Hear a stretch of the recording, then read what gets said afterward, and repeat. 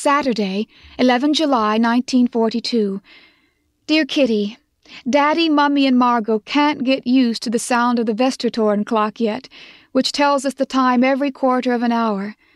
I can. I loved it from the start, and especially in the night it's like a faithful friend. I expect you'll be interested to hear what it feels like to disappear. Well, all I can say is that I don't know myself yet. I don't think I shall ever really feel at home in this house, but that does not mean that I loathe it here. It is more like being on vacation in a very peculiar boarding house. Rather a mad idea, perhaps, but that is how it strikes me. The secret annex is an ideal hiding place.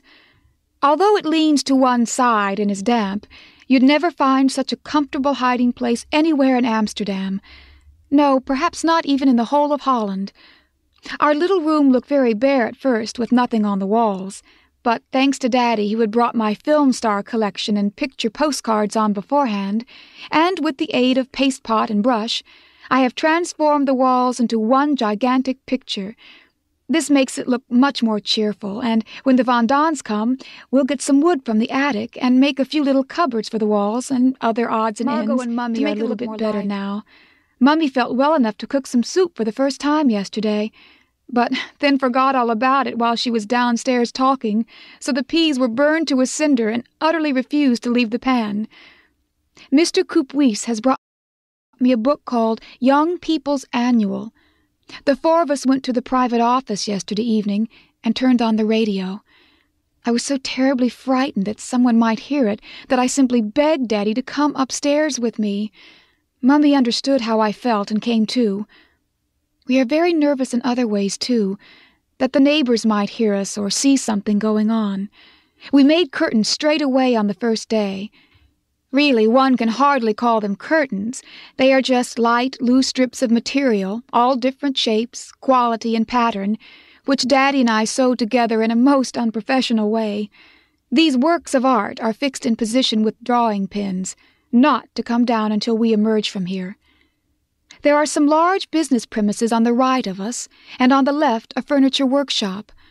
There is no one there after working hours, but even so, sounds could travel through the walls. We have forbidden Margot to cough at night, although she has a bad cold, and make her swallow large doses of codeine. I am looking for Tuesday when the Van Dons arrive. It will be much more fun and not so quiet. It is the silence that frightens me so in the evenings and at night. I wish like anything that one of our protectors could sleep here at night. I can't tell you how oppressive it is never to be able to go outdoors. Also, I'm very afraid that we shall be discovered and be shot. That is not exactly a pleasant prospect. We have to whisper and tread lightly during the day, otherwise the people in the warehouse might hear us. Someone is calling me. Yours, Anna.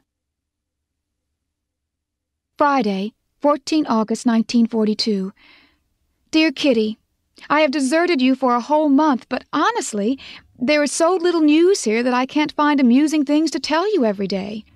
The Van Dons arrived on July 13th.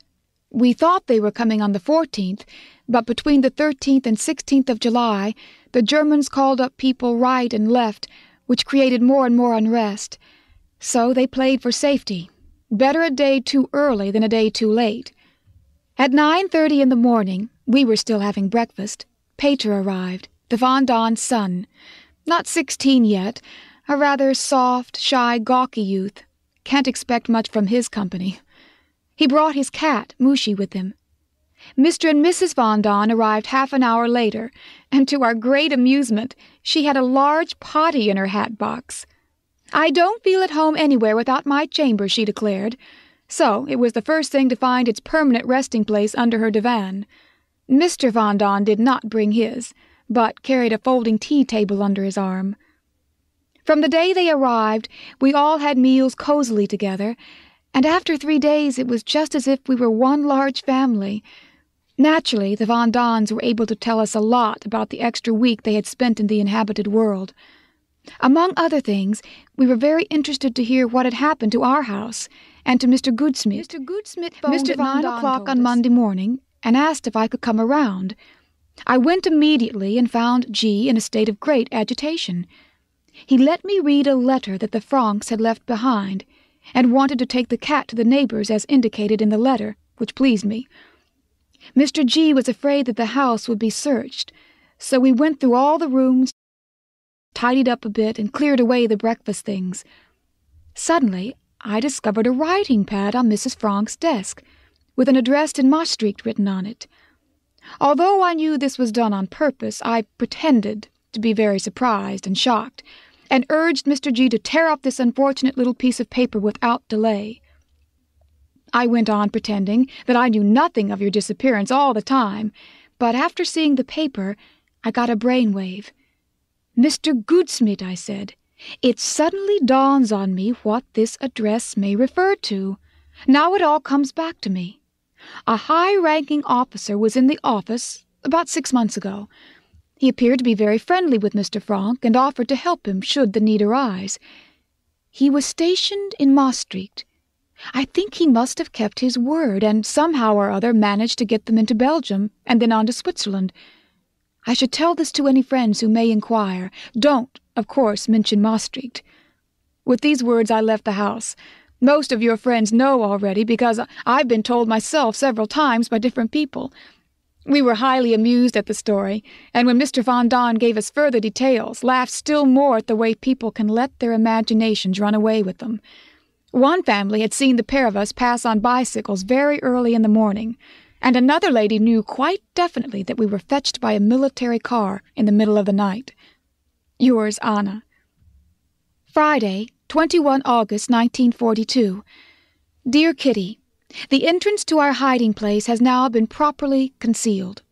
Mr. Crawler thought it would be better to put a cupboard in front our door, because a lot of houses are being searched for hidden bicycles, but of course it had to be a movable cupboard that can open like a door. Mr. Vosen made the whole thing. We had already let him into the secret, and he can't do enough to help. If we want to go downstairs, we have to first bend down and then jump, because the step is gone. The first 3 days we were all going about with masses of lumps on our foreheads, because we all knocked ourselves against the low doorway. Now we have nailed a cloth filled with wood wool against the top of the door. Let's see if that helps. I'm not working much at present. I'm giving myself holidays until September. Then Daddy is going to give me lessons. It's shocking how much I've forgotten already. There is little change in our life here. Mr. Van Daan and I usually manage to upset each other. It's just the opposite with Margot, whom he likes very much. Mummy sometimes treats me just like a baby, which I can't bear. Otherwise, things are going better. I still don't like Pater anymore. He is so boring. He flops lazily on his bed half the time, does a bit of carpentry, and then goes back for another snooze. What a fool. It is lovely weather, and in spite of everything, we make the most we can of it by lying on a camp bed in the attic, where the sun shines through an open window. Wednesday, yours, 2 September 1942. Dear Kitty, Mr. and Mrs. Van Daan have had a terrific quarrel. I've never seen anything quite like it before. Mummy and Daddy would never dream of shouting at each other. The cause was so trivial that the whole thing was a pure waste of breath. But still, everyone to his own liking. Naturally, it is very unpleasant for Pater, who has to stand by. No one takes him seriously. He is so frightfully touchy and lazy. Yesterday he was badly upset because he found that his tongue was blue instead of red. This unusual phenomenon of nature disappeared just as quickly as it had come. Today he is going about with a scarf on, as he has a stiff neck. In addition, Milord complains of lumbago. Pains around the heart, kidneys, and lungs are not unusual either. He is a real hypochondria. That's the word for such people, isn't it? It is not all honey between Mummy and Mrs. Van Daan. There is plenty of cause for unpleasantness. To give a small example, I will tell you that Mrs. Van Daan has taken all 3 of her sheets out of the common linen cupboard. She takes it for granted that Mummy's sheets will do for all of us. It will be a nasty surprise for her when she finds that Mummy has followed her good example. Also, she is thoroughly piqued that her dinner service and not ours is in use. She is always trying to find out where we have actually put our plates. They are closer than she thinks. They are in a cardboard box behind a lot of junk in the attic. Our plates are unget-atable as long as we are here, and a good thing, too. I always have bad luck. I smashed one of Mrs. Von Don's soup plates into 1,000 pieces yesterday. Oh, she cried angrily. Couldn't you be more careful for once? That's the last one I've got. Mr. Von Don is all sugar to me nowadays. Long may it last. Mummy gave me another frightful sermon this morning. I can't bear them. Our ideas are completely opposite. Daddy is a darling, although he can sometimes be angry with me, for 5 minutes on end. Last week, we had a little interruption in our monotonous life. It was over a book about women and Pater. First, I must tell you that Margot and Pater are allowed to read nearly all the books that Mr. Coupuis lends us. But the grown-ups held back this particular book on the subject of women. Pater's curiosity was aroused at once. What was it the two of them were not allowed to read in this book? He got hold of the book on the sly while his mother was downstairs talking, and disappeared with his booty to the attic. All went well for a few days. His mother knew what he was doing, but didn't tell tales until Father found out. He was very angry, took the book away, and thought that would finish the whole business. However, he had not allowed for his son's curiosity, which waxed rather than waned because of his father's attitude. Pater, determined to finish it, thought of a way to get hold of this enthralling book. In the meantime, Mrs. Von Don had asked Mummy what she thought about it all. Mummy thought this particular book was not suitable for Margot, but she saw no harm in letting her read most things. "There's a great difference, Mrs. Von Don," said Mummy, "between Margot and Pater. In the first place, Margot is a girl, and girls are always more grown-up than boys. Secondly, Margot has read quite a lot of serious books, and does not go in search of things that are forbidden her. And thirdly, Margot is far more developed and intelligent, shown by the fact of her being in the 4th form at school." Mrs. Von Don agreed, but still thought it was wrong in principle to let children read books which were written for grown-ups. In the meantime, Pater had found a time of the day when no one bothered about him or the book, 7:30 in the evening. Then everyone was in the private office listening to the radio. That was when he took his treasure to the attic again. He should have been downstairs again by 8:30, but because the book was so thrilling he forgot the time, and was just coming downstairs as his father came into the room. You can imagine the consequences. With a slap and a snatch, the book lay on the table and Pater was in the attic. That's how matters stood as we sat down to table. Pater stayed upstairs, no one bothered about him, and he had to go to bed without any supper. We went on with the meal, chattering gaily, when suddenly we heard a piercing whistle. We all stopped eating and looked with pale, changed faces from one to another. Then we heard Pater's voice calling down the chimney. "I say, I'm not coming down anyway." Mr. Von Don sprang to his feet. His napkin fell to the floor, and scarlet in the face he shouted, "I've had enough of this." Daddy took his arm, afraid of what might happen, and the two men went together to the attic. After a good deal of resistance and stamping, Pater landed up in his room with the door closed, and we went on eating. Mrs. Von Don wanted to save one slice of bread for the dear boy, but his father stood firm. "If he doesn't apologize soon, he will have to sleep in the attic." Loud protests from the rest of us, as we thought missing supper was quite enough punishment. Besides, Pater might catch cold and we couldn't call a doctor. Pater did not apologize. He was already in the attic. Mr. Von Don did nothing more about it, but I noticed the next morning that Pater's bed had been slept in. Pater was back in the attic at 7 o'clock, but Daddy managed with a few friendly words to persuade him to come down again. Sour faces and obstinate silences for 3 days, and then everything went smoothly once more. Monday, 21 September 1942. Dear Kitty, today I'm going to tell you our general news.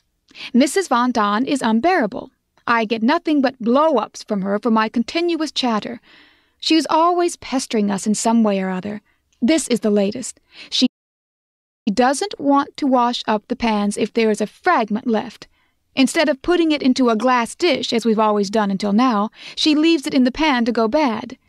After the next meal, Margot sometimes has about 7 pans to wash up, and then Madame says, "Well, well, Margot, you have got a lot to do." I'm busy with Daddy working out his family tree, As we go along, he tells me little bits about everyone. It's terribly interesting. Mr. Coupuis brings a few special books for me every other week. I'm thrilled with the Huub de Huil series. I've enjoyed the whole of Sissy van Marksveld very much. And I've read Een Zomerzoettijd 4 times, and I still laugh about some of the ludicrous situations that arise. Term time has begun again. I'm working hard at my French and manage to pump in 5 irregular verbs per day. Pater sighs and groans over his English. A few school books have just arrived. We have a good stock of exercise books, pencils, rubbers, and labels, as I brought these with me. I sometimes listen to the Dutch news from London. Heard Prince Bernard recently. He said that Princess Juliana is expecting a baby about next January. I think it is lovely. It surprises the others that I should be so keen on the royal family. I was being discussed, and they decided that I'm not completely stupid after all, which had the effect of making me work extra hard the next day. I certainly don't want to still be in the first form when I'm 14 or 15. Also, the fact that I'm hardly allowed to read any decent books was mentioned. Mummy is reading Herren, Vrouwen en Knichten now, which I'm not allowed. Margot is. First, I must be more developed like my talented sister. Then we talk about my ignorance of philosophy and psychology, about which I know nothing. Perhaps by next year I shall be wiser. I looked up these difficult words quickly in Können. I have just woken up to the disturbing fact that I have 1 long-sleeve dress and 3 cardigans for the winter. I've received permission from Daddy to knit a jumper of white sheep's wool. It is not very nice wool, but as long as it's warm, that's all that matters. We have some clothes deposited with friends, but unfortunately we shall not see them until after the war. That is, if they are still there then. I had just written something about Mrs. Van Daan when she came in. Slap! I closed the book. Hey, Anna, can't I just have a look? I'm afraid not. Just the last page, then. No, I'm sorry. Naturally, it gave me a frightful shock, because there was an unflattering description of her on this particular page. Friday, 25 September 1942. Dear Kitty, yesterday evening I went upstairs and visited the Van Daans. I do so occasionally to have a chat. Sometimes it can be quite fun. Then we have some moth biscuits. The biscuit tin is kept in the wardrobe, which is full of mothballs, and drink lemonade. We talked about Pater. I told them how Pater often strokes my cheek, and that I wished he wouldn't, as I don't like being pawed by boys. In a typical way parents have, they asked if I couldn't get fond of Pater, because he certainly liked me very much. I thought, oh dear, and said, oh no, imagine it. I did say that I thought Pater rather awkward, but that it was probably shyness, as many boys who haven't had much to do with girls are like that. I must say that the Refuge Committee of the Secret Annex, male section, is very ingenious. I'll tell you what they've done now to get news of us through to Mr. Van Dyke, Travee's chief representative, and a friend who has surreptitiously hidden some of our things for us.